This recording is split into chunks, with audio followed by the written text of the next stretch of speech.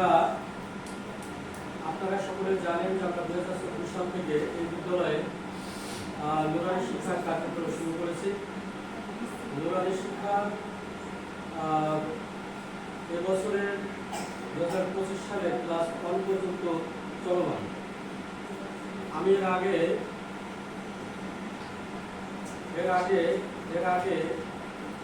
একদিন আমি একটা টেস্ট করলাম যে তোমরা কি জানো আমি দেখি তো ওরা কেউ কেউ বললো যে আমরা 26টা হাদিস স্যার আমরা মুখস্থ করেছি অর্থ সহ।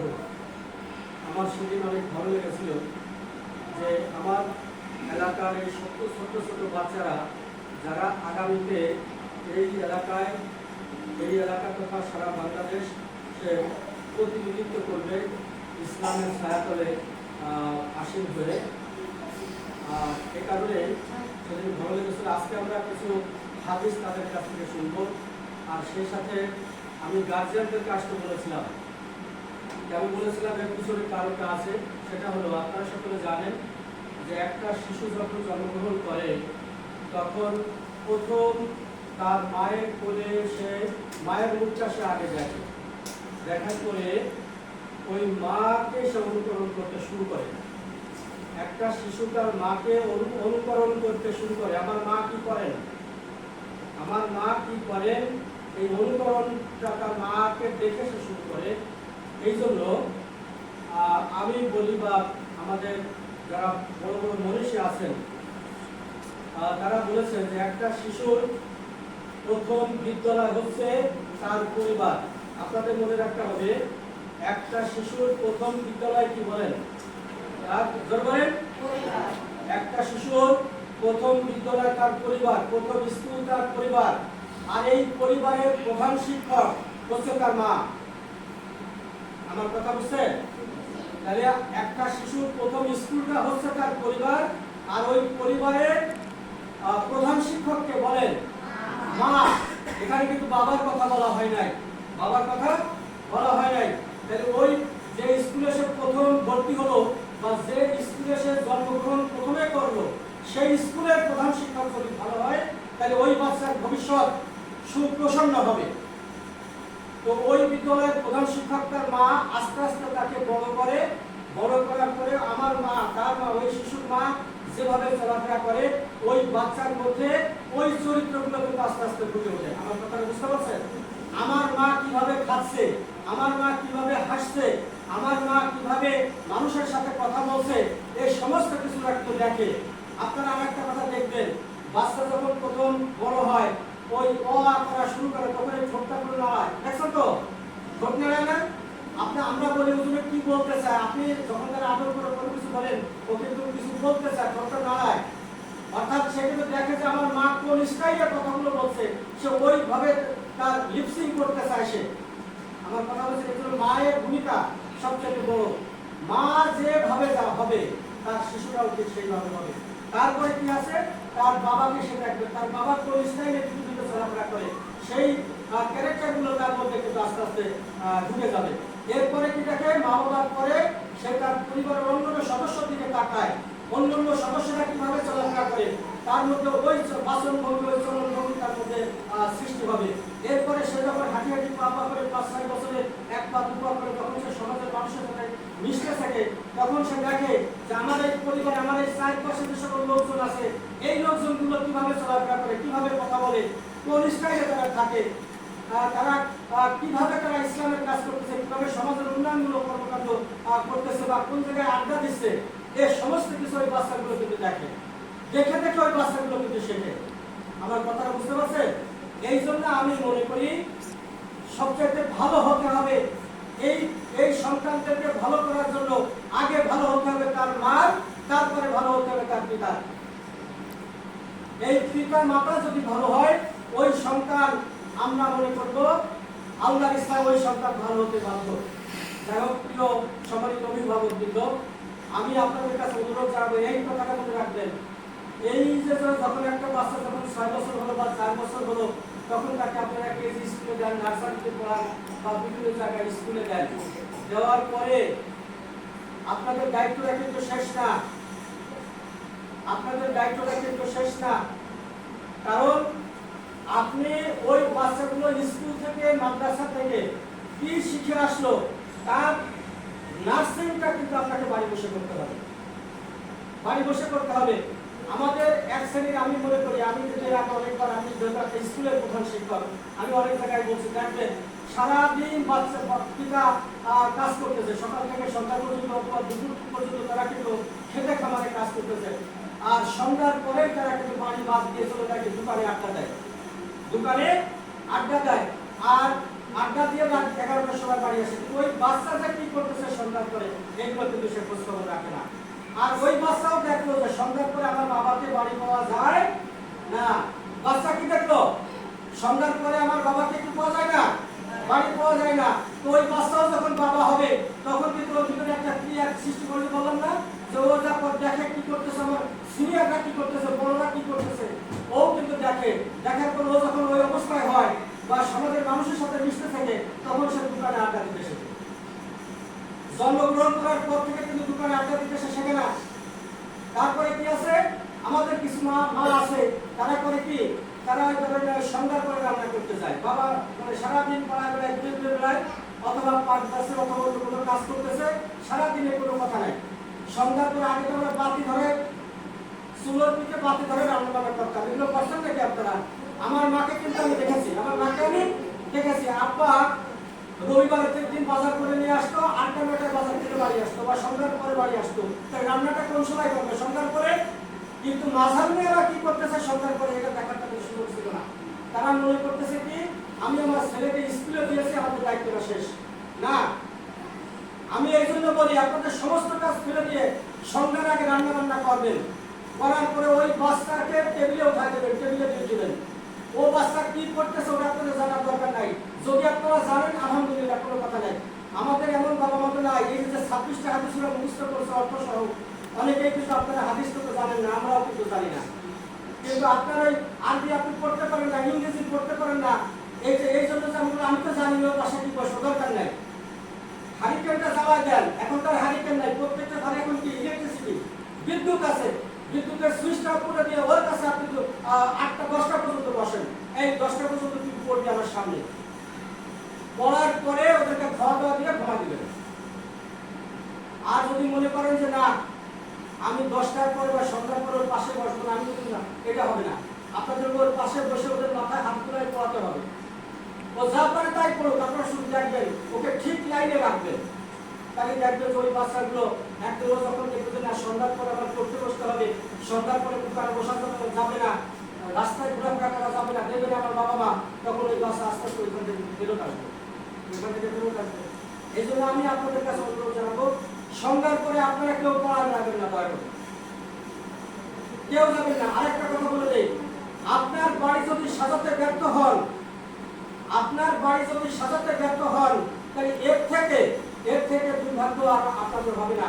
আপনার বাগানে যে বাচ্চাগুলো, আপনার বাগানের ফুল, এই ফুলগুলোকে যদি যথাযথ নার্সিং না করে, নার্সিং করতে ব্যর্থ হন, এদেরকে যদি যথাযথভাবে যোগ্যতায় উঠিয়ে দিতে ব্যর্থ হন, তাহলে আপনার পরিবার থেকে ধ্বংস হবে, আপনার পরিবার কি হবে? ধ্বংস হবে। এখন যদি আপনারা মনে করেন, যে এটা তো আমাদের মনে করেন, আমার আব্বা কৃষি কাজ করছে, আমি দেখছি এরকম বলাবাড়িতে সেগুলো কাজ করছেন, আমি নাস্তা নিয়ে গেছি, নৌকায় করে নাস্তা নিয়েছি, ভাই নৌকায় করে আমরা নাস্তা নিয়ে গেছি, পাট কাটছে, কিন্তু সেই পাট কাটার জীবন উনি কিন্তু অনেক কষ্ট করে গেছেন। আমার আব্বা বা আপনাদেরও আব্বা মা এরকম কষ্ট করছেন, কষ্ট করার পর তারা কিন্তু বুঝতে যে না, এইরকম কষ্ট করে আমার বাচ্চাদেরকে যদি লালন পালন করি, এরা ভবিষ্যতে সমাজে দাঁড়াতে পারবে না। তারা বললো যে স্কুলে দিতে হবে। আমি আপনাদের বাড়িটাকে সুন্দর করার জন্য আগে আপনার বাড়ি সাজান, আপনার বাড়ি সাজানোর পরে যদি সময় পান অন্য বাড়ি সাজাবেন। আপনার বাড়ি নষ্ট হয়ে গেল আর আপনি ভাবলেন যে অন্য বাড়ির ঘরে আপনি চালা দিচ্ছেন, এটার দরকার নাই। নিজের বাড়ির চালা ঠিক করে যদি আপনার কাছে সুযোগ থাকে, আপনি অন্য বাড়ির চালাটা দিয়ে দেবেন, এটা উপকার হবে। আপনি আরেকটা কথা আপনাদেরকে বলি, এটা কিন্তু গৌরবের কথা আমি বলছি না, এটা সম্পূর্ণ আল্লাহর ইচ্ছা, আপনাদের আশীর্বাদ, এই গ্রামবাসীর আশীর্বাদ আছে। আপনারা জানেন আমার কটা ছেলে? দুটো ছেলে। আমার কটা ছেলে? দুইটা ছেলে। এই দুটা ছেলেকে আমি জেনারেল শিক্ষায় শিক্ষিত করেছি। এবং তারা মাদ্রাসাও লেখাপড়া করছে, তারা কোরআন শরীফ আল্লাহ রিসাইড করতে পারে। আমার বড় ছেলেটা ইংরেজিতে অনার্স মাস্টার্স করে সে কিন্তু বিসিআইসিতে চাকরি করে, চট্টগ্রামে পোস্টিং, তার ছেলে নিয়ে এসে আছে। আচ্ছা, আর একটা ছেলে এসেন মেজবাউদ্দিন, আমার ছোট ছেলে, সে গত 19 তারিখে সে আলফাডাঙ্গা আদর্শ ডিগ্রি কলেজের প্রভাষক হিসাবে, প্রফেসর হিসাবে সে সরকারিভাবে নিয়োগ পাইছে। আমার কথা বুঝছেন? তাহলে আমার দুটো ছেলে কিন্তু স্ট্যান্ড করে গেল। তাহলে আল্লাহর রহমতে যদি এখন আমার ভিতরে ভালো লাগে না, আমার ছেলে প্রফেসর, আমার ছেলে বিসিআইসিতে চাকরি করে, তাহলে আমার বাড়িটা আল্লাহর ইচ্ছায় এমনি সাজানো হয়ে যাবে। আর যদি ওইখানে আমি ফেল করতাম, তাহলে এখানে তারা কথা বলতে পারতাম না। আমার বাবা যদি ওইখানে ফেল করতো, যে পাঠ থেকে উনি গেছেন ঠিকই, কিন্তু সে কিন্তু ভাবছে যে আমার ছেলে লেখাপড়া শিখবে। তো যাই হোক, আপনার বাচ্চাদের থেকে সামনে দিচ্ছেন। আজকে ঢাকার বাম পাশে যে মহকানুর সাহেব আছেন, অত্যন্ত জ্ঞানী ব্যক্তি, আপনারা কার্য হয়ে যাবেন এই 40 বছরের জন্য দিতে। এই মাদ্রাসায় এত সুন্দর এবং এত জানতে একজন আলেন আসতে কিনা আমার জানা নেই। উনি কি মুক্তি রেজাউল খান, মুক্তি কিন্তু অত সহজে মুক্তি হওয়া যায় না, মৌলানা হওয়া যায়, মৌলানা অনেকেই, কিন্তু মুক্তি অনেকেই না। আরবি লাইনের সমস্ত লেখাপড়া জানার পরে সে মুক্তি লেখাপড়া করে, মুক্তি পাস করতে। আরবি লাইনে যত আছে, আরবি লাইনের যত ক্লাস আছে, সেই ক্লাসগুলো পড়া শেষ করার পরে তাকে মুক্তির লাইনে পড়তে হয়। মুক্তি মানে যে ফতোয়া দেয়, বিভিন্ন সমস্যার সমাধানে যে সিদ্ধান্ত দেয়, বুঝুন তাই না, একে মুক্তি বলা হয়। আরবি লাইনে যে সিদ্ধান্তগুলো আছে, আপনি একটা সমস্যায় পড়ছেন, তার সমাধানটা কি হবে, তার মাসালাটা কি হবে, এই মাসালাটা মুক্তিরা দিয়ে দেয়। অর্থাৎ ফতোয়াকারী আইন বিশেষজ্ঞ, তারা শরিয়া আইনে তারা অভিজ্ঞ। যাই হোক, এরকম একজন ব্যক্তি এখানে আসছেন, ওনার বাবাও একজন অনেক বড় জবরদস্ত আলেম, ও ওনার ছোট ভাই একজন আলেম মানুষ। যাই হোক, আমি একটু বেশি সময় নিচ্ছি, কারণ আমি সময় পাবো না, আজকের পরে আমার মরণ হয়ে যেতে পারে। আমার ভালো লাগছে যে আমি 2020 সালে এই মাদ্রাসায় সভাপতি হিসাবে আপনারা বানিয়েছিলেন, এই যে এলাকার গার্জিয়ান আছে এটা বানিয়েছিলেন, এলাকার মানুষ বানিয়েছিলেন। তো তারপরে থেকে আমি চেষ্টা করছি যে এই মাদ্রাসা কিভাবে ডেভেলপ করা যায়, উন্নয়ন করা যায়। আপনারা টাকা দিয়েছেন, পয়সা দিয়েছেন, অর্থ দিয়েছেন, শ্রম দিয়েছেন।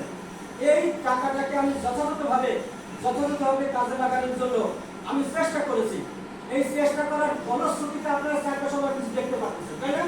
আজ থেকে 4 বছর আগে কি অবস্থা ছিল, পরে কি হয়েছে? হ্যাঁ, আজ থেকে 4 বছর আগে যারা কাজ করছে, তারা যতটুকু পারছে করছে। আমি সবটাতে কৃতজ্ঞতা জ্ঞাপন করি। এই প্রতিষ্ঠানটা 1984 সালে প্রতিষ্ঠিত হয়। 1984 সাল, অর্থাৎ আজ থেকে 40 বছর আগে, 40 বছর আগে এই এলাকার কিছু সম্মানিত মানুষ, এই এলাকার এই সারা গ্রামের কিছু সম্মানিত মানুষ মিলে এই মাদ্রাসাটা বানিয়েছিল। কি কারণে? এই এলাকার সমস্ত বাচ্চাদেরকে ধর্মীয় শিক্ষায় শিক্ষিত করার জন্য।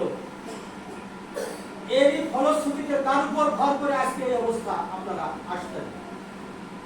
একটা বাচ্চার এসএসসি পাস করতে কয় বছর লাগে বলেন তো? 16 বছর। এসএসসি পাস করতে কত বছর লাগে?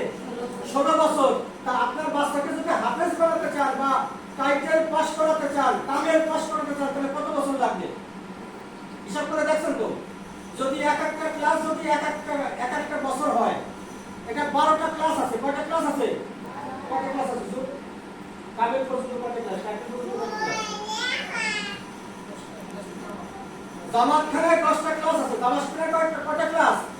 10টা ক্লাস। তাহলে জামাতখানা পাস করতে 10টা ক্লাস, মানে 10 বছর। কয় বছর? 10 বছর। আর আপনারা ওই বাচ্চাকে যখন 6 বছরে দিলেন, তাহলে তার বয়স 16 বছর হবে না? 16 বছর হবে। যাই হোক, এই যে সমস্ত বাচ্চা এখানে 5-6 বছর 4 বছর বয়সের বাচ্চাদেরকে আনছেন, এদেরকে আগামী 3 বছর পর্যন্ত ঠিক মতো পড়াবেন। 3 বছর পরে পড়ানোর পরে এই বাচ্চা মৌলানা লাইনে পড়তে পারবে, হেফজখানায় পড়তে পারবে, আবার স্কুলে যাইতে পারবে, সমস্ত জায়গায় যেতে পারবে। কিন্তু লক্ষ্যাংশটা আপনাদের উপকারটা কি হলো? এই বাচ্চাকে নামাজের আর শিক্ষা দেওয়া লাগবে না। নামাজটা কিন্তু 3 বছরে একবার পারফেক্ট হয়ে যাচ্ছে। এখানে যারা বসে আছেন, আপনারা কি বলতে পারেন যে আমরা নামাজটা ঠিক মতো করতে পারি? তা কিন্তু পারি, বলতে পারবেন না। কিন্তু আমার রাফিন, আমি একজনের নাম মনে আছে, মনে কিছু করেন না, এই আমার রাফিন যদি 3 বছর পরে ওর আব্বাই ওর কাছে শিখতে হবে, তা এখনই শিখতে হবে, এখনই। এই রাতের 3 বছর পরে আপনি কোন জায়গায় যাবেন আল্লাহর রহমতে আপনি হিসাব করে দেখবেন। যাই হোক, আপনারা জেলেই আপনাদের বাচ্চাদেরকে দিচ্ছেন, এই ইহকালে আপনাদের উপকার হবে, পরকালে আপনাদের শিক্ষা হবে। ধর্মীয় শিক্ষা গ্রহণ করলে কি হয়? ইহকালের উপকার আর পরকালে মুক্তি, দুটা মুক্তি আপনাদের হয়ে যাবে এই ধর্মীয় শিক্ষা শিক্ষিত করলে। আরেকটা কথা বলে আমার বক্তব্য শুরু করা শেষ করবো, সেটা হলে এই ডক্টর মোহাম্মদ শহীদুল্লাহ বলছিলেন, ডক্টর মোহাম্মদ শহীদুল্লাহ একজন ভাষা বিজ্ঞানী, উনি 18টা ভাষায় পণ্ডিত ছিলেন। এই যে আমরা বাংলাতে কথা বলি, বাংলা, অঙ্ক, ইংরেজি, বাংলা, ইংরেজি, আরবি, ফার্সি, বিভিন্ন প্রকার ভাষা পৃথিবীতে আছে। পৃথিবীতে 4,500-এর উপরে ভাষা আছে। উনি অনর্গল 18টা ভাষায় কথা বলতে পারতেন ডক্টর মোহাম্মদ শহীদুল্লাহ। উনি একটা কথা বলছিলেন, যে শিক্ষার মধ্যে ধর্মীয় শিক্ষা নাই, যে শিক্ষার মধ্যে ধর্মীয় শিক্ষা নাই, সেটা কোনো শিক্ষাই না। আমার কথাটা বুঝছেন? সে দৃষ্টিতে মনে করবেন যে আপনাদের সভাপতি মাদ্রাসা, আমি যে শিক্ষাটা গ্রহণ করছি এটা কোনো শিক্ষাই না, এটা কোনো শিক্ষাই না। আজকের মসজিদে আমি দাঁড়াবো, আমি যত বড় মাতুব্বর হই না কেন, কিন্তু আমার সামনে দিকে আমি তারে রাখি নিতে। মজাটা দেখছেন? যেখানে শ্রেষ্ঠ স্থান, যাকে বলি যে ইমাম, যার পিছনে আমরা নামাজ পড়বো, ওই বেচারি যদি ভালো করে ধর্মীয় শিক্ষা শিক্ষিত না হয়, তাহলে আমরা সামনে যাই, আমার কেউ সামনে দেবে না। তাই ওরা যদি সম্মানিত না হতো, তাদেরকে আমরা সামনে দিতাম না। আর আমি যদি এই জেনারেল শেখার পাশাপাশি যদি আরবিটাও ভালো করে জানতাম, আজকে যদি আমি নতুন মতো আরবি বলতে পারতাম, তাহলে কিন্তু আমার দুটা সম্মান হতো। কটা সম্মান হতো? দুটা। একদিকে ধর্মীয় লাইনের শিক্ষা, আর একদিকে জেনারেল লাইনের শিক্ষা, দুটাই হতো। আর ওরা এই জন্য দুটাই একসাথে গ্রহণ করতেছে। আমি আল্লাহর কাছে শুকরিয়া জানাই, আল্লাহ এই বাচ্চাগুলোকে কবুল করে নাও, এই বাচ্চাগুলোকে কবুল করে নাও। হে আল্লাহ, তুমি সাক্ষী থাকো, এই রেডিওর এই ছাত্ররা এদের সাথে সাথে যেন আমরা একই জান্নাতে বসবাস করতে পারি। এই কামনাটা আমি করতে পারি কিনা? করতে পারি না তোমাদের সামনে? তোমরা জান্নাতে যাও, আমি জানি আল্লাহর ইচ্ছায় তোমরা জান্নাতে যাবাই, এটা কোনো সন্দেহ নাই। কিন্তু আমাদেরকে একটু নিয়ে যেতে হবে। কারণ এই যে দাঁড়ায় কথা বলতেছি, এই যে অভিভাবককে সহযোগিতা করতেছে, এই যে গার্জিয়ানরা সহযোগিতা করতেছে, যখন তোমরা জান্নাতে যাবা তখন কিন্তু বলবা যে আমার মাদ্রাসার সভাপতি মাঝে মাঝে আমাদেরকে খোঁজ নিতে, ওনারা ছাড়া জান্নাতে যাবো না। আমার মাদ্রাসার সেক্রেটারি এই এলাকায় যারা এই মাদ্রাসাটা বানাইছিল, তাদের ঘোড়া মাদ্রাসায় আমরা লেখাপড়া করে আজকে আমরা মৌলানা হয়েছি, আজকে আমরা এককভাবে জান্নাতে যাবো না। হে আল্লাহ, ওই মানুষগুলোকে আমার সাথে দিয়ে দাও, তাহলে আমাদের জান্নাতে যাওয়ার একটা সুযোগ হয়ে গেল না? এই জন্য আমি এলাকার কাছে উদাত্ত আহ্বান জানাবো, এই মাদ্রাসাকে তারা যেন মনের থেকে, প্রাণের থেকে, নিজের শরীরের থেকে অধিক ভালোবাসেন, যাতে আমরা একই জান্নাতের নবীর সাথে বসবাস করতে পারি। আমি আর কথা বলাতে চাচ্ছি না। এই পর্যায়ে আমি এই মাদ্রাসার সম্মানিত মোহতামিম সাহেব ওনাকে কিছু বলার অনুরোধ করবো। আর সেই সাথে যে 26টা হাদিসগুলো জানে, এই 26টা হাদিস কিছু কিছু বাচ্চা যে জানে আমার গার্জেনদেরকে শোনা দেবেন। তারপরে এই পুরস্কার বিতরণে আমি হুজুরকে ধন্যবাদ দেই। উনি এই নুরানি শিক্ষা বাস্তবায়ন করার পরে উনি কিন্তু কৃতি শিক্ষার্থীদেরকে প্রতি বছর পুরস্কার দেন। আমার কাছে কিন্তু ভালো লাগছে। এটা কি হয়, কাজে একটা ছাত্র যদি এবছর পুরস্কার পেল, আরেকটা ছাত্র যদি দেখে, সে কিন্তু ভাবে যে আমাকে ওই পুরস্কারটা পেতে হবে, আমি আরো ভালো করে করব। এই জন্য আমি হুজুরকে ধন্যবাদ জানাচ্ছি। আর সেই সাথে তোমরা যারা আছো, তোমরা খুব সুন্দরভাবে লেখাপড়া করবে। 1 নম্বর কথা হচ্ছে মাদ্রাসা কোনোদিন কোনো অবস্থাতেই অ্যাবসেন্ট করবে না। আর এই মাদ্রাসায় অ্যাবসেন্ট করতে যদি তোমাদের পিতামাতা বলে যে আজকে তুই মাদ্রাসা যাস না, আজকে আমার সাথে যাবি বাজারে, তোমরা তখন না করে দিবা যে আমরা মাদ্রাসা বাদ দিয়ে কোনো জায়গায় যেতে পারবো না। মা বাবার এই কথাটাই অস্বীকার করবা, আর সব কথা শুনবা। মাদ্রাসা নিষেধ করলে আর বলবো না, মাদ্রাসার মধ্যে যেতেই হবে। আমার কথা বুঝছো? মাদ্রাসা নিয়মিত আসবা, এই মাদ্রাসাকে ভালোবাসবা, হুজুরদেরকে ভালোবাসবা, এলাকার প্রত্যেকটা মানুষকে যখন তোমরা চাওবা তাদেরকে সালাম দিবা, যাতে ওরা ভাবে যারা ওই মাদ্রাসার ছাত্ররা আমাদের থেকে সালাম দেয়, ওরা কিছু লেখাপড়া শিখতেছে। আমার কথা বুঝছো? এই জন্য মা বাবাকে সালাম দিবা, এলাকার মানুষকে সালাম দিবা। এই আশাবাদ ব্যক্ত করে সকলের সুস্বাস্থ্য সেই মহান স্রষ্টার কাছে কামনা করে, আর পরিশেষে যারা এই মাদ্রাসা তৈরি সেই 40 বছর আগে থেকে তৈরি করেছিলেন, তাদের আত্মার মাগফিরাত আমি মহান স্রষ্টার কাছে কামনা করি। আল্লাহ যেন তাদেরকে জান্নাত দান করেন। আর বর্তমানে যে সকল ম্যানেজিং কমিটির সদস্যবৃন্দ এবং এলাকাবাসী এই মাদ্রাসাকে উন্নয়নের জন্য কাজ করে চলেছেন, আল্লাহ যেন তাদেরকে তাদের নেক হায়াত দান করেন এবং তারা যেন এই মাদ্রাসার প্রতি আরো ভক্তিবোধ রাখে। এই আশাবাদ ব্যক্ত করে সকলের সুস্বাস্থ্য কামনা করে আমার বক্তব্য শেষ করছি। আসসালামু আলাইকুম, সকলে ভালো থাকবেন।